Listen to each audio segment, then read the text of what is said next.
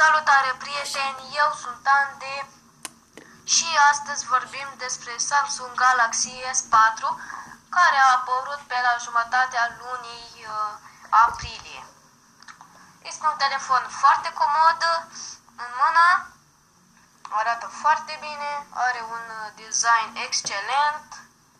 La prima vedere seamănă cu S3, dar nu e prea mare diferență. Îl puteți manevra foarte ușor, arată excelent în mână și cam asta e de zis despre aspect. Pe acest telefon rulează versiunea Android 4.2.2 sau Jelly Bean, care este cea mai nouă. Surprinzător este faptul că widgeturile sunt puse în ordinea în care ar trebui să fie folosite.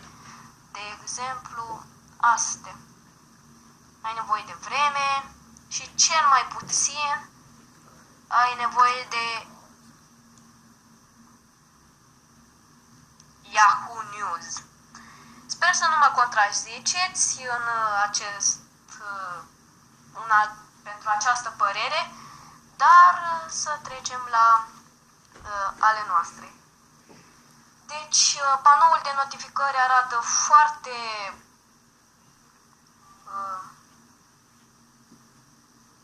arată destul de familiar pentru un Samsung în general, mă refer.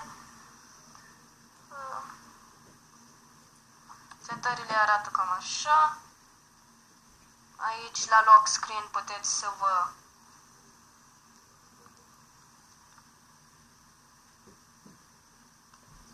vă schimbați PIN, parolă, model, față și voce, low security, după cum văd aici, sau swipe. Nu contează. Mai este la display, la afișaj, wallpaper, paper, home screen. De aici puteți selecta bubbles,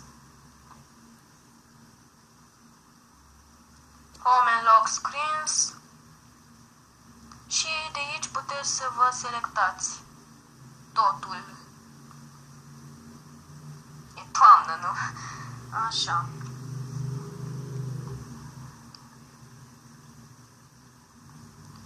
Aici este apelul,